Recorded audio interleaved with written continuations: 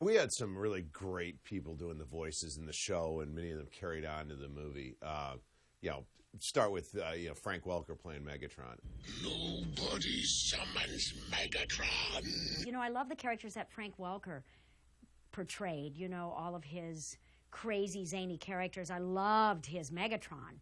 More than you imagine, Optimus Prime. But then he would create these other characters that were just zany and wonderful, and they were vocally so much fun. Really safe, I'm friends today. Hey, nobody calls Soundwave uncharismatic. Yeah, let's take tailgate. I like those characters, too. Nobody really gets to see unless you're in the recording studios. He was a guy with just a unique gift. This was almost too easy, Starscream. Our character sides were things like, okay, we've got Blendo, and he's a blender that transforms into a plane. So we're going to want a sound effects, a little bit plane engine, and a little bit blender, and let's put some bubbles in there, like, there's some water in the blender. And Frank Welker would come up and... Yeah, destroy Unicron. Eliminate even atomic brains. And then you had, as Peter Cullen played Optimus Prime. One shall stand, one shall fall. I mean, that voice just defined that character. Megatron must be stopped, no matter the cost. We always thought of Optimus Prime as kind of a John Wayne kind of a character. I thought you were made of sterner stuff. He was just your solid, sturdy guy, and you couldn't imagine that character without that voice. Now, all we need is a little energon and a lot of luck. And you had, on the other end of the spectrum, you had guys like Chris Latta, who was Starscream, who was a stand-up comedian. He wasn't a guy who...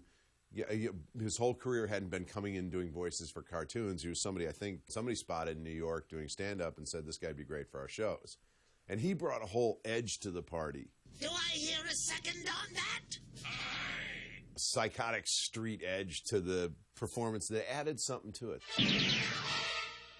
Somehow that stuff, and sort of everybody reacting to this, this edgy energy in the room, shows up on the screen. You're an idiot, Starscream. But for the movie itself, they wanted a certain amount of marquee value, so you had people who were not regular characters in the movie. You had Judd Nelson, who was very hot at the time. If you're gonna ride, Dano, ride in style. Yeah, I remember when Judd Nelson came in, he was playing Hot Rod, Rodimus Prime. That was kind of fun because he was huge. He was kind of a Brat Pack guy, and he was like this hot actor. He was sort of the hottest current actor that we had at the time. Ba weep grana, weep ninny bong. I did get to work with Judd Nelson. I did a scene with Judd. I was afraid you'd be trapped outside the city. Hey, I wasn't worried for a microsecond. Acting is all about responding to what the other person is saying. Then you probably didn't understand the situation. That's when it's great, when you have somebody to play with. And then there were guys like who were big stars who, I didn't really know who they were at the time. There was Lionel Stander, and then now you see the movies, and you go, wow, he played Cup.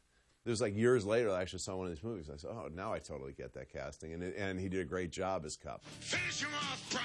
Do it now. Cup's this guy always referencing, everything reminds him of something that happened a long time ago. This reminds me of the battle on Alpha 9. The Petro Rabbits were, Grimlock, get your noodle out of my face. Until you finally get to the scene where you realize he's never seen anything like this before, which is kind of a great moment in the movie. Doesn't this remind you of anything, Cup? Nope. Never seen anything like this before. One of the most interesting people we recorded was Robert Stack, who did the voice of Ultra Magnus. I got to work with Robert on some other projects throughout the years, and we used to talk about this movie, and he so enjoyed doing that role. Prime, you said the Matrix would light our darkest hour. So, like, the real Robert Stack was coming in to do a character, and that was kind of huge.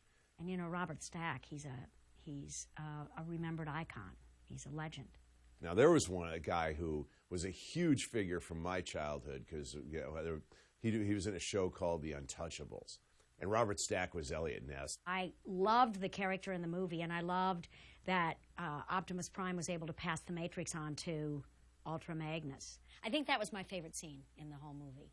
It was really touching, and a lot of the acting came out. I'm just a soldier. I'm not worthy. I didn't want to act like, some dweeby fan and all that. But we were sitting down talking to him. He was saying, I've never really done any of this voiceover stuff. And he was really kind of nervous about it. And I'm sitting there, I'm talking to Elliot Ness, and he's kind of nervous about this. I can't deal with that now. And we were just saying, just do it. I mean, you got a great voice, and you're going to be doing it. You're going to be playing Ultra Magnus. And we told him who Ultra Magnus was, and he does a great job. That's one of my favorite voices in the whole show. Autobots, prepare to board the shuttles. This new menace is more dangerous than all the Decepticons put together. Somehow we must destroy it. The irony of the whole thing is he became the host of a show called Unsolved Mysteries. And if you listen to the voiceover he did in that show, it's some of the creepiest voiceover I've ever heard. It was, he could take, a rather mundane murder case and turn it into, a search for the Loch Ness Monster. It was great. So hopefully we did something to help him on his voiceover career. Come on, showtime's over. We've got work to do. Leonard Nimoy was wonderful, too. He's Mr. Spock on Star Trek. We all know that. So the thing is, though, he came in and he said, do you have a bathroom? And we said, yes, it's right over there. And he went in and he did vocal scales for 20 minutes. And then he, just really getting his voice ready. And then he came out and he said, now I'm ready. I will rip open Ultra Magnus and every other Autobot until the Matrix has been destroyed. I remember the day Orson Welles came in. I am Unicron. We decide, Unicron, we use Orson Welles. There was this famous audio tape of Orson Welles just reaming some sound engineer, and this was this fear object for every voice recording producer and animator. So, and this guy Orson Welles just ripped this guy up one side and down the other, and you think, oh man, I'm going to be in the room with that guy. And I asked him, I said, well, tell me, Orson, how do you feel about the fact that this tape has gone around the industry? He said, I rather like it. It intimidates people before I arrive. Excellent. So Orson Welles comes in. He was a little bit late, I mean, he was a huge guy. I mean, he was, I'm 6'5", and he was probably about the same height as I was, but he weighed like 450 pounds by the time we got him. You exaggerate. He came in and he said, I understand I'm playing a whole planet. Then it pleases me to be the first. But he was great. The whole thing that was interesting is we had the time where all the techs were doing the mics and all that. I remember we were talking about the Mercury Theater, and we were talking about his character, and he thought it was, I think, kind of fascinating that I'm playing a giant planet. Perhaps I misjudged you. Then when he read his line, oh no! Right away the eyes, I don't think I can use that. What a fool! Obviously, he's just not in really great health. He was in the wheelchair when he came in, but he could sort of walk over to the recording thing. His voice is like, almost like, how are we going to use, his voice? And you sort of hear him wheezing a little bit. Then we put synthesizer, make his voices make gigantic and strong. This is my command. You are to destroy the Autobot matrix of leadership. It is the one thing, the only thing, that can stand in my way. It's not that we're 100% his voice, but we pretty much made his voice good, Proceed on your way to oblivion. Then really sorry, this is after 2-3 months he passed away. This is the last, this is the last of his voice on Transformers.